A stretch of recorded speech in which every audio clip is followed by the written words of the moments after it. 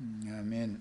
형제님 기도 말씀처럼 오늘 또 새롭게 우리가 예수님의 족보에 관한 말씀을 나누기 위해서 모임에 이렇게 모일 수 있도록 모든 여건들을 배려해 주시고 집회를 향한 그 마음을 넣어 주셔서 모임의 자리에 참석하게 해주신 주님께 감사를 드립니다. 오늘 나누는 그 말씀이 우리 구원의 말씀이 되고 또 하나님의 영원하시고 기쁘신 뜻을 이루는 하나님의 도구들로 이 우리가 다 쓰임을 받을 수 있도록 말씀의 은혜를 입을 수 있는 귀한 시간이 되도록 주의 성령께서 운행해 주시기를 바라며, 형제 자매님들 심령과 마음속에 하나님의 말씀의 깊이 안으로 다 들어가서 함께 주님의 은혜에 잠겨질 수 있는 축복된 집회가 되도록 이 집회를 축복하시기를 주의 이름으로 기도합니다. 아멘. 아멘. 자, 이제 오늘로 마태복음 1장 예수님의 족보 이야기를 이제 마감을 하려고 그러는데, 마태복음 1장 1절부터 17절까지를 이제 그간에 나눈 말씀을 잘 마음에 상기해 가면서 한 절 한 절 또박또박 읽도록 하겠습니다. 자, 읽습니다. 아브라함과 다윗의 자손 예수 그리스도의 계보라. 아브라함이 이삭을 낳고 이삭은 야곱을 낳고 야곱은 유다와 그의 형제들을 낳고 유다는 다말에게서 베레스와 세라를 낳고 베레스는 헤스론을 낳고 헤스론은 람을 낳고 람은 암미나답을 낳고 암미나답은 나손을 낳고 나손은 살몬을 낳고 살몬은 라합에게서 보아스를 낳고 보아스는 룻에게서 오벳을 낳고 오벳은 이새를 낳고 이새는 다윗 왕을 낳으니라. 자, 여기까지가 이제 아브라함을 머리로 삼는 14대의 첫 단락 족보였습니다. 이건 지난 시간에 이미 말씀드린 것처럼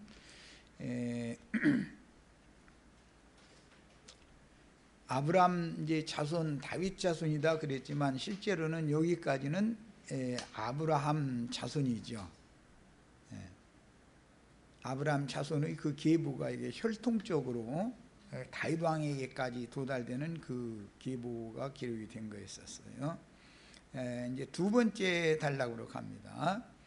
다윗은 우리아의 아내에게서 솔로몬을 낳고 솔로몬은 르호보암을 낳고 르호보암은 아비야를 낳고 아비야는 아사를 낳고 아사는 여호사밧을 낳고 여호사밧은 요람을 낳고 요람은 우시야를 낳고 우시야는 요담을 낳고 요담은 아하스를 낳고 아하스는 히스기야를 낳고 히스기야는 므낫세를 낳고 므낫세는 아몬을 낳고 아몬은 요시야를 낳고 바벨론으로 사로잡혀 갈 때에 요시야는 여고냐와 그의 형제들을 낳으니라. 여기까지는 다윗을 머리로 삼는 두 번째 14대로 나눈 두 번째 계보입니다. 이제 다윗의 자손이죠. 또 혈통적으로 다윗의 자손의 계보가 두 번째 단락에 기록이 됐습니다. 자, 이번에는 이제 세 번째 단락 들어갑니다. 12절부터 바벨론으로 사로잡혀간 후에 여고냐는 스알디엘을 낳고 스알디엘은 스룹바벨을 낳고 스룹바벨은 아비훗을 낳고 아비훗은 엘리야김을 낳고 엘리야김은 아소르를 낳고 아소르는 사독을 낳고 사독은 아킴을 낳고 아킴은 엘리웃을 낳고 엘리웃은 엘르아살을 낳고 엘르아살은 mat단을 낳고 mat단은 야곱을 낳고 야곱은 마리아의 남편 요셉을 낳았으니 마리아에게서 그리스도라 칭하는 예수가 나시니라. 이 단락에는 다윗의 그 혈통을 이은 사람이지만 왕국의 족보에 다윗 왕국의 족보에는 요시야까지만 들어가는 것이고 요시야의 실제로는 이게 이제 손자인데, 여고냐라는 사람은 여호야긴이라고도 그러죠. 이 사람이 바벨론의 포로로 사로잡혀 갔던, 3차에 사로잡혀 갈 때 1차에 사로잡혀 갔었던 사람이에요. 그런데 그 사람이 37년인가 지난 다음에 느부갓네살 왕 다음에 이었던 바벨론의 왕에 의해서 특별 사면을 받아가지고 죄수복을 벗고 옥에서 나와서 그 머리를 들게 했고, 왕의 상에서 함께 먹을 수 있는 그 특권을 주었다. 바벨론 도의 모든 분봉왕들보다 가장 높은 지위를 부여했다. 이렇게 기록이 됐어요. 자, 머리를 들게 했다라는 말이 이제 신약에도 이 여고냐의 역사 때문에, 신약에도 예수님이 부활의 때에 대해서 예언을 하실 때 너희가 그때는 머리를 들라, 일어나 머리를 들라, 이렇게 표현을 했죠. 이제 이 여고냐가 바벨론에 사로잡혀 갔다가 옥에서 특사로 나와가지고, 이번에 우리나라도 특별 사면령 8.15 광복절 기념으로 한다고 그랬어요. 그런 것처럼 그때 당시 이제 손왕 다음에 왕을 이어서 그 바벨론의 왕위에 오른 무르닥이 아니라 그 사람 이름이 자꾸 뱅뱅 돌고, 그 사람이 이제 즉위식을 할 때 죄수들을 이렇게 특별 사면을 해줄 때 이 요시야의 손자인 여고냐가, 여호야긴이라고 하는 사람이 특별 사면을 받아서 죄수복을 벗고 옥에서 나와가지고 분봉 왕으로, 바벨론 도의 한 왕으로 이제 다시 회복된 사람입니다. 그래서 여고냐는 이름이 2번 나오죠. 다윗 왕국의 왕으로 등극한 을 했지만 실제 14대를 따지면 요시야까지만, 다윗부터 요시야까지만 14대가 되고 여고냐는 빠지는 거예요. 그리고 나서 바벨론으로 사로잡혀간 이후에 회복의 무리를 이끄는 머리는 여고냐다, 이렇게 지금 기록을 한 거예요. 그러니까 세 머리가 있죠. 첫 단락에는 아브라함, 두 번째 단락엔 다윗, 세 번째 단락에는 여고냐예요. 여고냐는 부활된 예수에 대한 예표의 사람이다, 그런 말이죠. 자, 그 다음에 이제 17절, 오늘은 중점으로 이제 요 17절 말씀을 이제 중점으로 말씀을 나눌 건데, 읽습니다. 그런즉 모든 대수가 아브라함부터 다윗까지 14대요. 다윗부터 바벨론으로 사로잡혀 갈 때까지 14대요. 여기 14대에는 여고냐는 실제는 들어가지 않습니다. 요시야까지만 들어가는 거예요. 그 다음에 바벨론으로 사로잡힌 후부터 그리스도까지 14대요. 여기에는 여고냐가 머리다 이거예요. 세 번째 단락에서는. 자, 이제 이 난해하고 복잡한 족보 이야기를 지금 여러 시간을 나눴는데 오늘 이제 마무리를 할 거예요. 그런데 오늘은 집중력을 발휘를 하셔야 되겠어요. 학생들이 학교에서 공부하는 것과 같은 그런 집중력을 좀 가지고, 왜냐하면 역사적인 사실 공부를, 그 말씀을 좀 나눠야 되니까 역사를 알아야 돼요. 많은 사람들은 역사적인 사실을 막 무시하고 영적 이러려고 하는 사람들이 참 많죠. 양면을, 균형을 다 이렇게 잡아서 성경을 이해를 해야 돼요. 역사적인 사실의 바탕을 모르면 영적 적용을 한다는 게 엉터리인 것이죠. 사실은 뭔가 확실한 근거가 있어야 뭐 영적 적용도 하는 건데, 붕 뜬 소리만 자꾸 하려고 그러고 그 신령한 줄 알고 그런 교만한 대로 빠져버리시면 안 됩니다. 자, 자료 말씀으로 이제 들어갑니다. 유대인의 왕, 혈통적인 예수님의 족보와 계시된 믿음 세계인 천국의 왕 그리스도의 계보. 유대인의 왕으로 예수님이 오셨죠. 예수님이 어린 아기가 출생됐을 때 동방 박사들이 유대인의 왕으로 나시니가 어디 계시뇨? 이렇게 거기 유대인의 왕으로 예수님이 온 거잖아요. 죽을 때도 유대인의 왕 예수라고 죄패에 그래서 붙이고 죽었죠. 유대인의 왕으로 와서 유대인의 왕으로 죽은 거예요. 자, 그러면 유대인들만의 하나님 나라는 끝난 거죠. 예수가 죽으면 유대인의 왕이 죽었으니까 유대인들만이, 우리들만이 선민이고 우리들만이 하나님의 백성이다라고 주장하는 시대는 끝난 거잖아요. 유대인의 왕이 와서 유대인의 왕으로 죽었으니까. 그러면 이제 온 이스라엘의 왕이 돼야 된단 말이야. 이거는 다윗이 기름 부음을 몇 번 받았어요? 3번 받았죠. 원래 여호와 하나님의 기름 부음을 사무엘을 통해서 받은 거예요. 그럼 원래는 온 이스라엘의 왕으로서의 기름 부음을 사실 받은 거지요. 그렇지만 즉시 왕으로서 하지를 못하지요. 많은 인고의 세월을 지난 다음에 왕의 헤브론에서 등극을 할 때 2지파만의 왕으로서 할 수밖에 없었죠. 유다 지파와 베냐민 지파의 왕이었어요. 거기서 기름 부음을 유대인들에 의해서, 유다 지파에 의해서 기름 부음을 또 받았어요. 그때는 유대인의 왕이죠. 처음에 다윗은 유대인의 왕이었어요. 자, 그러면 다윗이 유대인의 왕을 먼저 하고 나서 온 이스라엘의 장로들에게 온 이스라엘의 왕으로 3번째 기름 부음을 또 받죠. 자, 이것은 굉장히 중요한 문제다.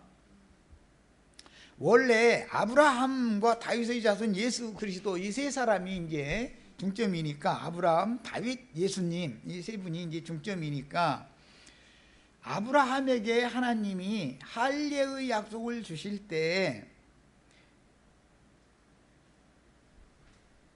너에게서 아들을 내가 네 그 정실 부인을 통해서 아들을 줄 건데 그녀를 통해서 여러 민족의 왕이 태어날 거다. 이미 창세기 17장에 아브라함에게 그 약속한 말씀이죠.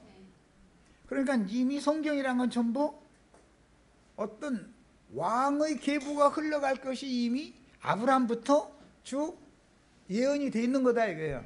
그러니까 아브라함은 예언 쪽으로만 이 말씀을 받은 세대였고, 그 후대에 가서 다윗이 왕이 된 거예요 실제로. 그런데 왕이 될 때 먼저 기름을 부음을 받았지만 사울이 왕 노릇을 하고 있는 한은 왕이 될 수가 없으니까 사울이 죽기까지는 인고의 세월을 지내야 됐고, 사울이 죽은 다음에 헤브론에서 유대인의 왕으로, 유대지파의 왕으로 기름 부음을 받아 등극을 했다 이거예요.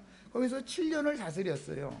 그리고 나서 온 이스라엘의 왕으로 다시 등극을 했을 때 도합 33년을 또 왕노릇을 해서 도합 40년을 왕노릇을 하게 된 거예요. 다윗의 그 3번 기름 부음 받음을 잘 염두에 둬야 돼요. 마태복음이 족보를 아브라함을 머리로 삼는 14대 족보를 일단 낙하고, 다윗을 머리로 삼는 14대를 또 일단 낙하고, 그 다음에 아브라함과 다윗의 자손이지만 바벨론으로 사로잡혀 갔다가 죄수의 신분이 되어서 감옥살이를 하다가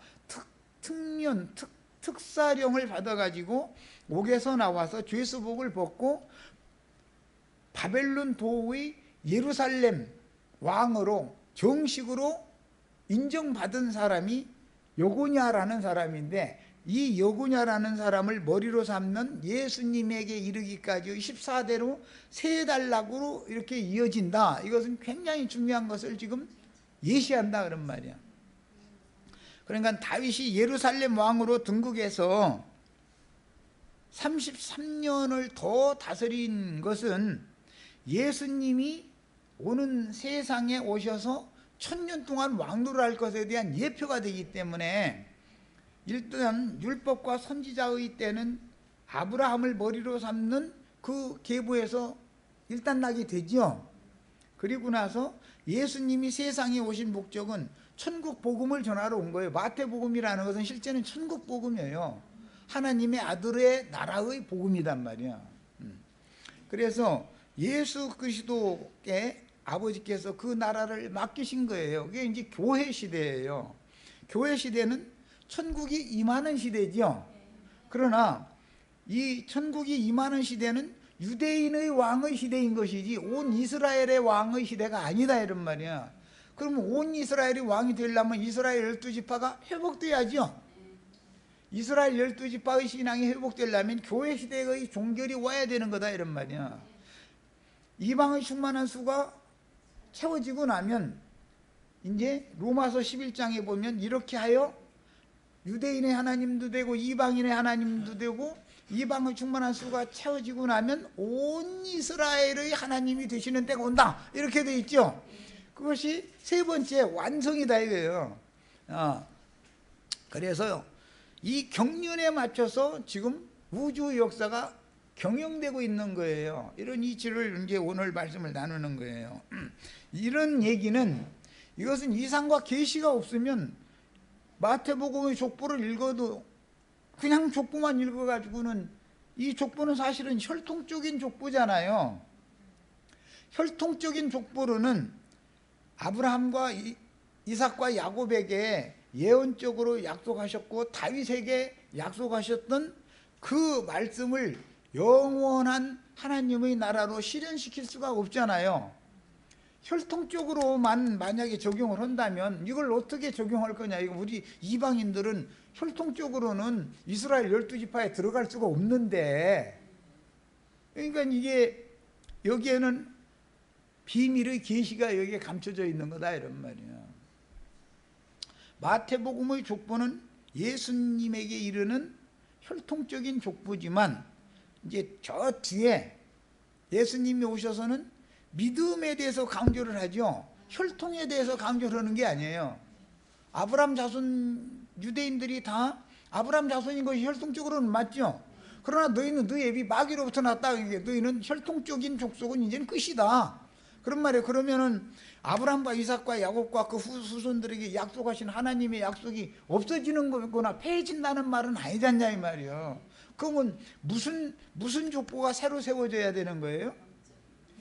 영적인 족보, 믿음의 계보가 다시 세워져야 된다 이런 말이에요. 믿음의 계보. 그러니까 아브라함의 혈통적인 후손과 아브라함을 믿음의 조상으로 삼는 믿음의 계보가 감춰져 있다 그런 말이에요. 이 족보 속에는, 그러니까 혈통적인 족보 속에는 믿음의 족보가 지금 감춰져 있는 거죠.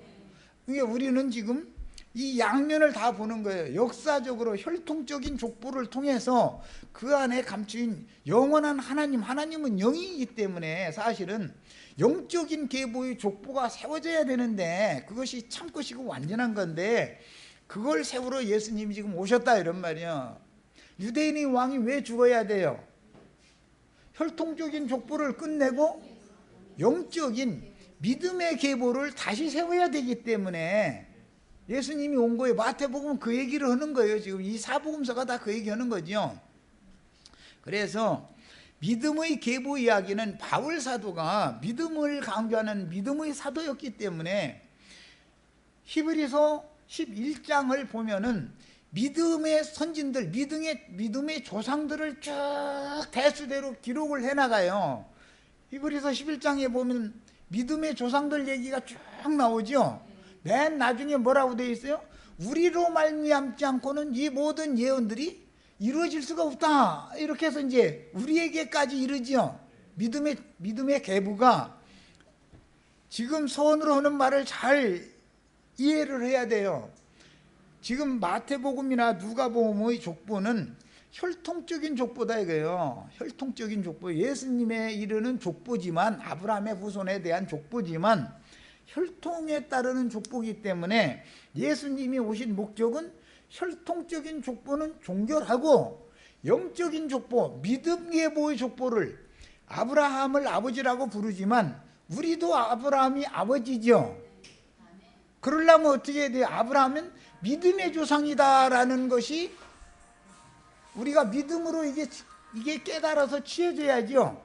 이것은 믿음이라는 건 영의 계시를 받아서 오는 믿음이기 때문에 그 믿음이 오기까지는 율법 아래다 갇히는 거다 이거예요. 사람들이라는 건 어둠에 다 갇히게 돼 있어. 그러니까 이제 계시로 말미암아 주신 믿음이 딱 오면은 족보가 어떻게 바꿔지는지를 안다 이거예요. 영적으로 바꿔져야 된다 이거예요. 육신적인 족보가 영적인 족보로 바꿔져야. 하나님은 영이니까 영의 나라를 세우는 것이지 혈통적인 이스라엘 나라를 세우는 것이 목적이 아니다 그런 말이에요. 지금 이제 서론으로 말씀드린 이 내용을 오늘 확증을 하는 이제 이 족보 이야기를 마무리하는 날이에요. 영적인 계보 이야기는 히브리서 11장에 기록이 되어 있다. 히브리서 11장에 보면 영적인 족보의 조상이 누구로 되어 있죠? 아벨로 되어 있어요. 거기는 아벨로. 영적으로는 아브라함의 자손 예수에 대한 족보 이야기는 혈통적인 얘기고, 영적 적용을 하다면 창세기에서 하나님 앞에 나아가는 길을 얻는, 새로운 길을 얻는 제사장으로서 제사를 드렸는데 형에게 죽임을 당해서 피를 흘린 사람이, 최초의 피를 흘린 사람이 아벨이단 말이야. 영적인 족보는 예수님이 피를 흘려 죽은 것에 대한 예표의 사람인 아벨로부터 시작한다 그런 말이에요. 아브라함부터 시작하는 게 아니고.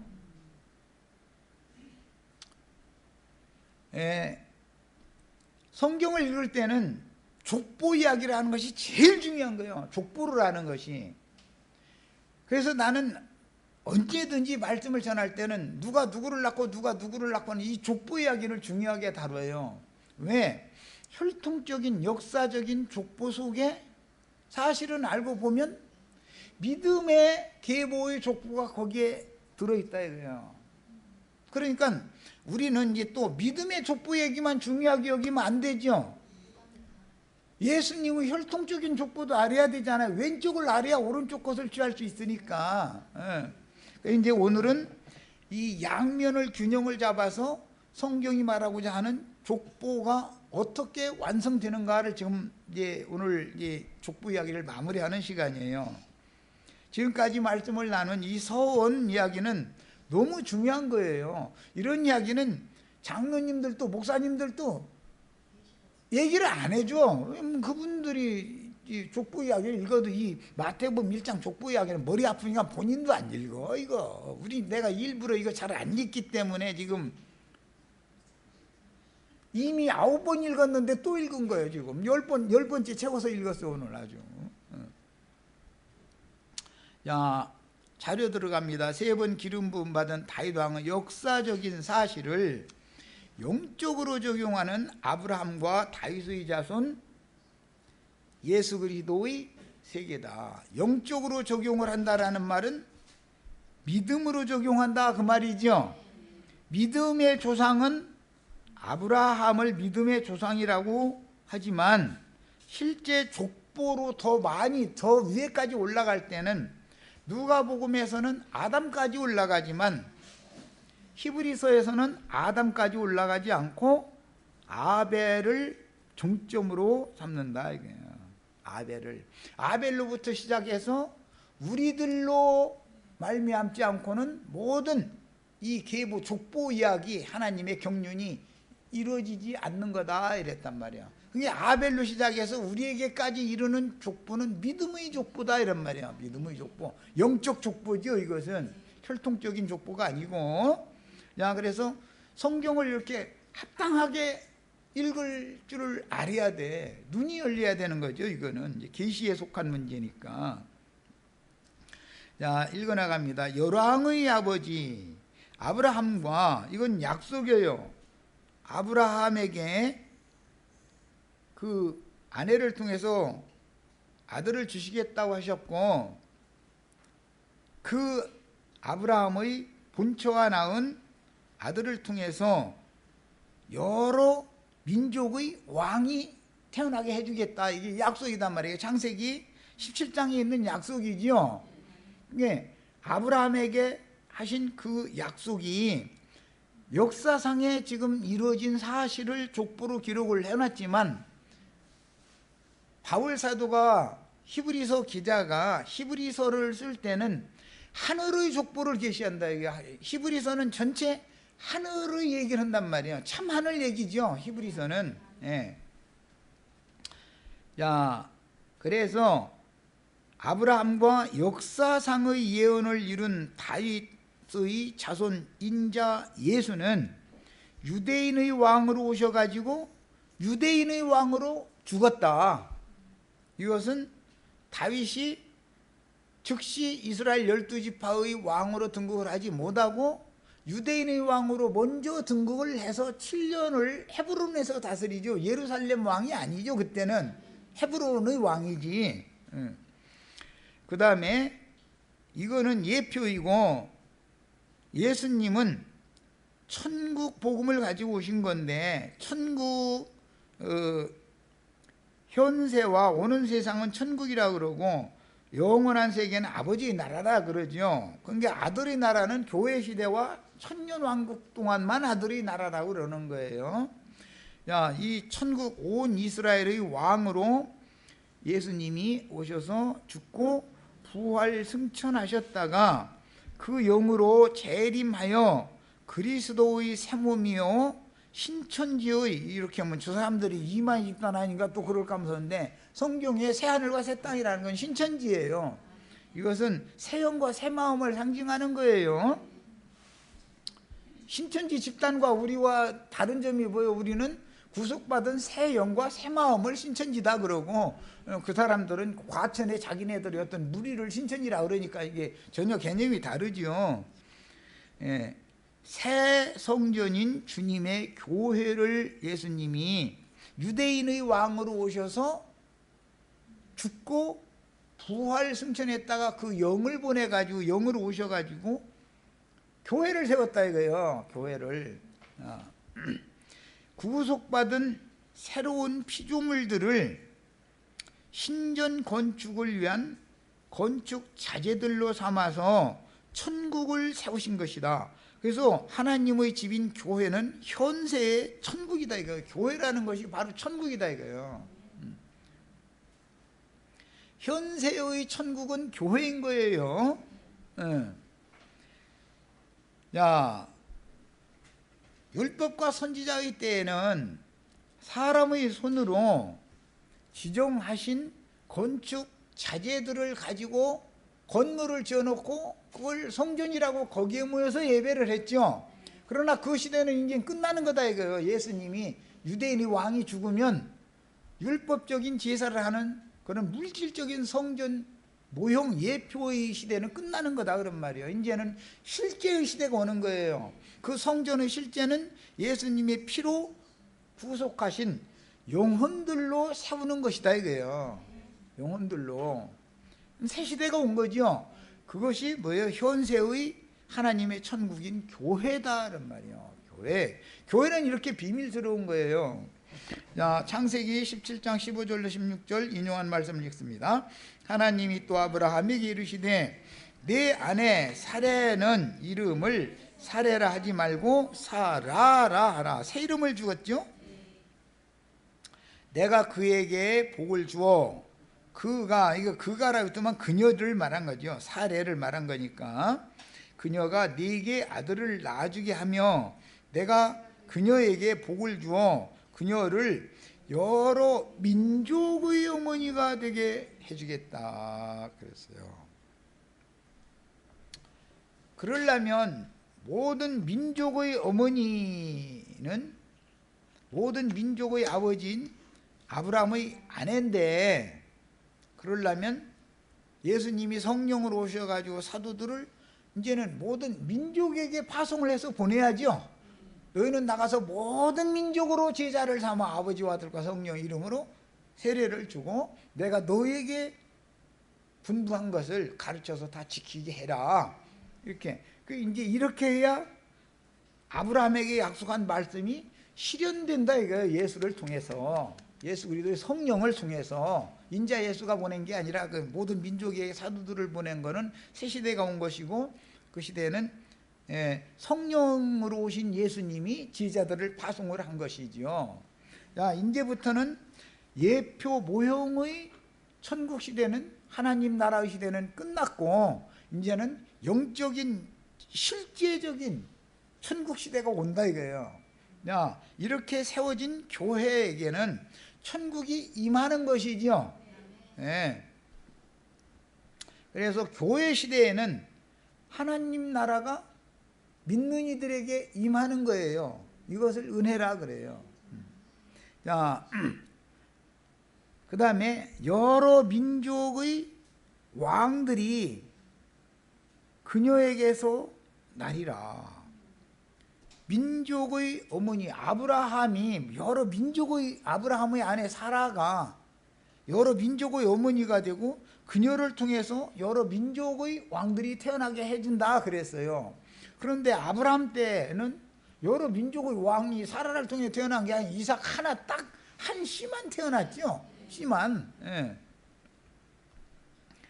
자, 이 말씀이 이루어지려면 그 씨라는 것은 예수님의 말씀을 말하는 것이고, 예수님의 말씀이 모든 민족에게 전파되어져 가지고 그 말씀을 믿음으로 받아들인 사람들이 거듭나면, 거듭난 사람들을 모아서 각처에 교회를 세우기 때문에, 이렇게 세워진 교회가 곧, 교회라는 것은 모든 믿는 이들이 어머니다 이거예요. 그래서 갈라디아 4장에 보면 위에 있는 예루살렘은 우리의 어머니다, 그 사라다 그랬죠. 사라가 우리의 어머니라는 이치가 그런 뜻에서 온 거단 말이에요.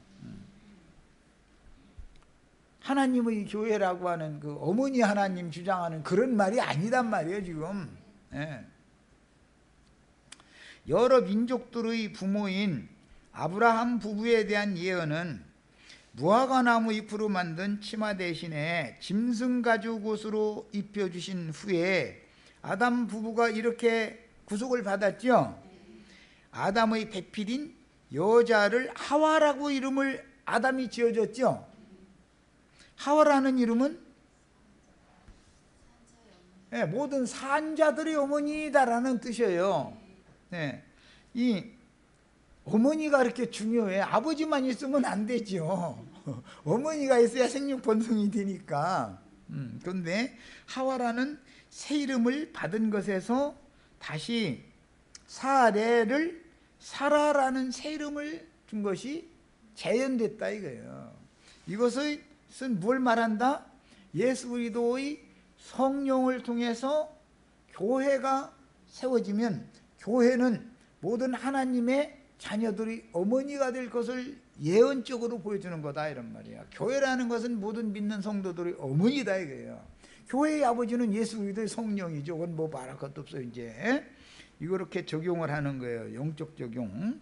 신약에서 모든 민족에게로 그 영의 보내심을 받은 사도들로 말미암아 세워진 교회는 여러 민족의 어머니에 대한 예언을 실현한다 이거예요. 사라를 통해서 아브라함의 후사가 이어질 것을 예언한 이 말씀을 실현한다 이거예요. 예수 그리스도의 성령이 오셔서 제자들을 모든 민족에게로 파송해서 얻어진 영혼들로 교회를 세우면 아브라함과 다윗의 자손 예수 그리스도의 혈통적인 계보가 이제 무슨 계보로? 믿음의 계보로, 영적 계보로 바꿔져서 실상이 되게 하는, 믿음은 모든 믿는 자들에게 바라는 것들을 실상이 되게 한다 그랬죠. 야, 혈통적인 것은 모형이고 예표인 것이지 실상이 아니다 이거예요. 믿음으로 말미암는 것만 영원한 것이고 실상이 되는 거예요. 야, 그래서 여자가 아들을 낳아 구원을 얻는 말씀을 이루는 것이다. 여자는 반드시 해산을 함으로 구원을 얻는 거죠. 자, 창세기 이번에는 35장 11절, 이것은 야곱에게 주신 약속 말씀이에요. 하나님이 그에게 이르시되, 이건 야곱에게지요. 이스라엘이 된 야곱에게 이르시되, 나는 전능한 하나님이라 생육하며 번성하라. 씨가 있으면 밭이 있어야 생육 번성이 가능한 거예요. 언제나 한 백성과, 여기는 여러 민족이라고 하지 않고 한 백성을 얘기했어요. 그 한 백성들의 총회가 한 백성과 여러 백성들의, 여러라는 말이 여기는 없지만 사실은 한 백성과 또 다른 백성들이단 말이야. 백성들의 총회가 네게서 나오고 라는 건 야곱의 허리에서 나온다. 나오고 왕들이 네 허리에서 나오리라 그랬어요. 실제는 야곱은 12아들을 낳았을 뿐이죠. 야곱이 왕들을 낳은 건 아니잖아요.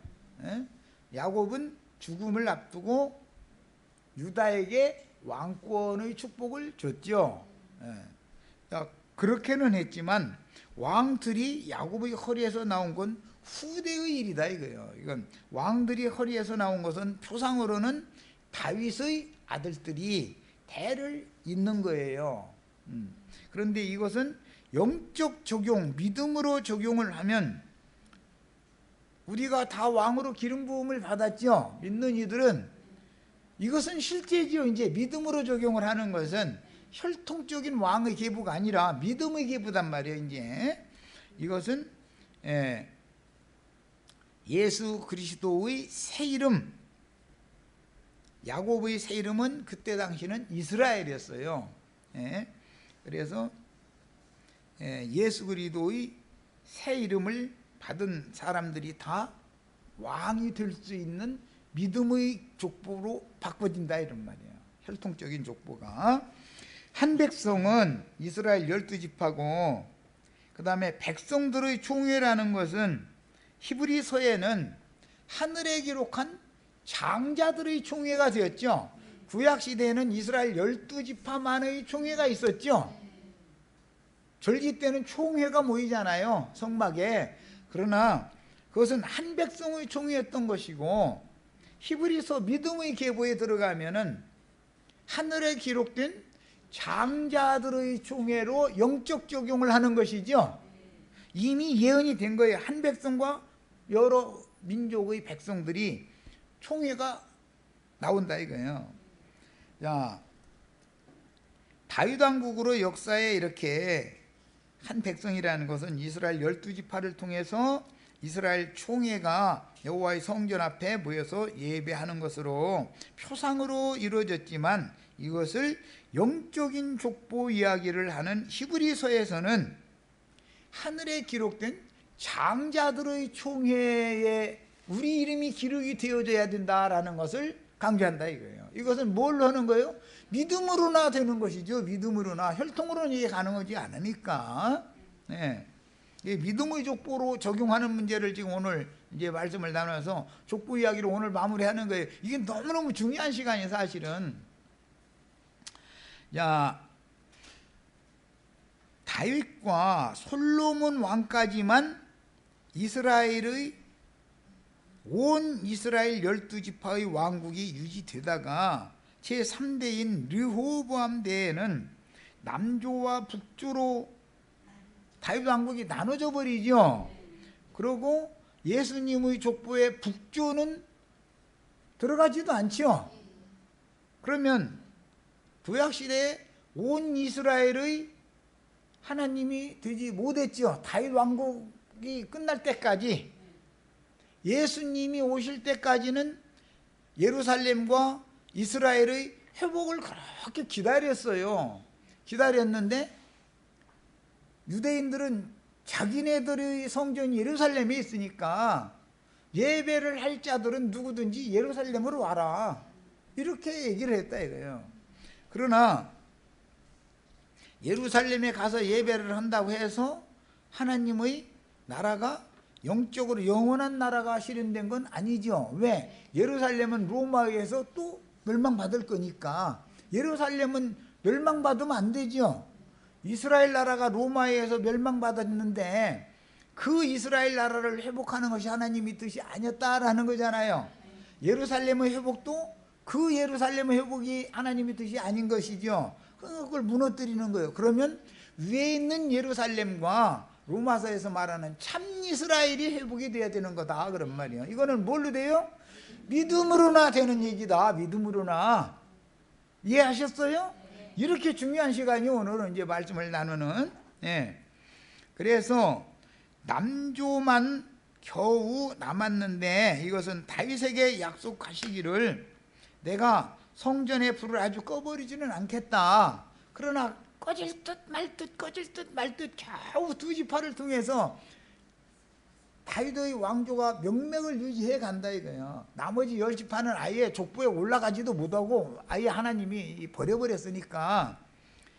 그러니까 이스라엘 12지파라 할지라도 구약시대에는 단 2지파만 살아남아 있는 거죠 현재. 그런데도 2지파도 우상숭배를 왕이 앞서서 할 때는 불을, 야 이놈의 불 꺼버려 하나님이 이러셨다가 또 밤을 다윗과 약속한 것이 있으니까 아이고 또 돌이키고 또 꺼버릴까 하다가 또 돌이키고 해서 어디까지 갔느냐, 요시야 왕까지 갔다 이거예요. 그때까지.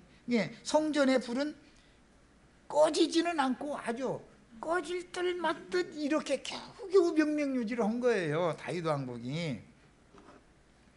자, 그래서 결국은 남조는 바벨론에 망하고 요시야의 실제로는 손자인 여호야김의 아들인 여고냐, 요시야의 아들인 여호야김이 왕 노릇을 3개월인가 했죠. 역사에 보면 3개월 왕 노릇하고 애굽 왕 바로 느고가 이 요시야의 아들인 여호야김이라는 사람은 이거 이제 이름을 이게 바꿔준 이름인데 이 사람을 저기 하맛 땅 림나라고 하는 곳에다가 갔다가 딱 가둬놓고 나서 왜 그러느냐, 그때 이 여호야김의 아버지가 바로 느고가 수리아 아수르를 침공하려고 지금 오는 중인데 중간에 막았잖아요. 그것 때문에 바로 느고에게 죽임당했는데 이 요시야 대신에 이스라엘 백성들이 세운 요시야의 아들인 여호야김을 바로 느고가 사로잡아다가 아시리아와 아수르와 전쟁을 하는 전쟁 마당에다가 딱 갔다가 종으로 이렇게 사로잡아다가 감옥에다 가둬놨다 이거예요. 그리고 너희가 왕국을 회복하고 싶으면은 너희 나라가 전쟁 비용을 다 물어내라. 그래가지고 애굽의 군대가 아수르까지 먼 데까지 원정을 가서 지금 전쟁을 하는데 그 경비를 유다가 양식 뭐 이런 거 현지에서 조달을 해야 될 거 아니야. 다 조달을 해주고 그러다 안 되니까 나중에 나라에 있는 금, 은 뭐 전부 걷어가지고 이렇게 내고 이랬다 이거예요. 우리나라가 일본 놈들한테 당해서 똑같은 거지요 지금. 일본이 대동아 전쟁이라고 그들 말로 좋은 말로 대동아 전쟁이라고 그러지만 그것은 침략 전쟁이지. 무슨 뭐 이 아시아가 다 그 하나로 크게 동화돼서 일본 천황의 머리 아래 다 이게 지배를 받고 통치를 받는 그 천황의 왕국을 세워야 된다라는 아주 그럴싸한 이론 만들어 가지고 하니까 막 우리나라 이완용이로부터 시작해서 옳죠 하고 막 이거 저 조선 사람들 다 이렇게 격동시켜 가지고 막 돈 내고 하고 뭐 이렇게 해 가지고서 그 저 군사 경비 조달해주고 다 그랬잖아요. 꼭 그런 때가 되면 격변기가 되면 그런 놈 앞제비들이 꼭 생겨나게 돼 있어. 시대가 이게 어려우면은 꼭 그런 짓 하는 놈들이 있어. 그러면 또 살아남으려면 어떻게 해야 돼요? 동조해줘야 돼요? 안 해줘야 돼요? 동조 안 오면 가만 놔둬요 그거?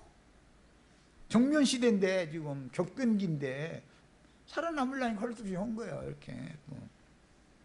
그 이제 그런 데서 앞장서 가지고 했던 사람들은 뭐 안 올 소리지만 오늘날까지도 떵떵거리고 잘 살지요. 일본 천황을 도왔으니까 떵떵거리고 잘 사는 거예요. 이런 역사를 그 사람들은 감추고 싶어요? 발표하고 싶어요? 그래서 역사책을 바꾸려고 자꾸 하는 시도를 하고 그게 마련인 거예요. 가짜 역사를 가르쳐 놓고서 그런 일이 없었던 것처럼 말해 이래야 되잖아요. 참 안타까운 현상이죠 이게. 그런데 이제 이런 걸 다 아는 사람들은 아니다 말이야. 너희가 아무리 현세 권력을 가지고 있다 할지라도 정사대로 일단 가르쳐라 이거예요. 그럼 그때로 놔둬라. 역사가 바꿔지지는 않는다. 너희가 책을 바꿔서 강제로 가르친다고 해서 있었던 역사가 없어지는 건 아니지 않냐 이거예요. 그럼 그때로 가르치고 나중에 너희가 변명을 하려면 그때 당시 우리가 너무 힘이 없고 할 수 없이 살아남아야 되니까 마지못해서 이렇게 한 사람들이 많은데 앞장선 우리 지금 현대 잘 살고 있는 우리의 조상들이 그 앞장서서 이렇게 옳소 했는데 좀 그것 좀 했다. 그거 용서해다고 이래야 맞는 거지요. 근데 그걸 정식으로 빌라고는 않는다 이거예요. 그리고 자꾸 왜곡을 시키려고 하는 거예요 자꾸. 그건 안 통하는 얘기죠. 그 얘기가 딴 데로 가버렸네. 그런데 우리나라가 일본한테 당한 것이 이스라엘 나라가 망할 때 똑같은 현상으로 망한 거예요. 우리나라가 결과적으로는 남북으로 이렇게 흩어지고 이것도 똑같죠. 이스라엘 나라와 똑같아요. 아주 너무 똑같아요. 매사가. 뭐 시간이 돼서 일단은 여기까지 해서 첫 시간은 마무리를 합니다. 우리의 왕을 고종 황제가 순중이라고 왕을 세웠지만 왕으로 제대로 해요? 3개월만 하고 무대요? 똑같죠? 얼마나 똑같은지 몰라 아주. 일본 놈들이 마음대로 우리나라 왕을 우리가 세워야 되는데 적통에 따라서 일본 놈들이 와서 끌어내리고 지멋대로 세우고 이 짓을 한다 이거예요. 그러면 우리나라의 그 적통에 따라서 정식으로 왕에 등극된 그 사람은 왕의 족보에 들어가지만 일본 놈들이 세운 왕의 족보에 들어가요 안 들어가요? 못 들어가는 거죠. 그럼 왕이 아닌 거예요. 일본 천황 만세 한 놈들이 들어가요 안 들어가요? 안 되는 거예요. 그거는 절대로. 아무리 역사를 바꾸려고 해도 그건 절대 안 되는 거예요. 그게 적통이 아니기 때문에. 이래서 마태복음 다윗의 족보에 요시야까지 들어가고 그 애굽 왕이 세웠거나 바벨론 왕이 세운 왕들은 왕으로 족보에 딱 넣지 않고 딱 삭제해버리는 거예요. 이래서 14대로 딱 맞춰놓은 거예요. 원은 22왕이잖아요. 그런데 14왕으로 하려면 8왕은 그 이름이 흐려져야 되잖아요. 그 계시록에도 우리가 다 왕같은 제사장이고 믿는 성도들로서 구원 얻은 성도들이고 천국을 상속받을 그런 명분을 가진 사람들이지만 이런 자들은 내 생명체에서 그 이름을 흐려버린다 그러잖아요. 왜 그러는 거예요? 현실주의자예요. 현실주의. 저 강대국이 쳐들어왔는데 옳소 해줘야 된다 이거예요. 옳소 해줘야 된다. 살아남으려고 하는 거지만 거기에 할 수 없이 동조를 해서 돈 내는 일에 누가 좋아해요. 백성들이. 살아남기 위해서 눈치보다 내는 사람이 있고 그 일에 앞장서서 하는 놈들이 있다 이거예요. 완전히 지배계급이 있는 거예요. 그들과 이게 동조를 해가지고. 그런데 그들과 동조해서 백성들을 선동했던 이런 지도층은 삭제해버린다 그런 말이에요. 이해하셨죠? 이것이 하나님의 공의예요. 첫 시간 여기까지 나눕니다.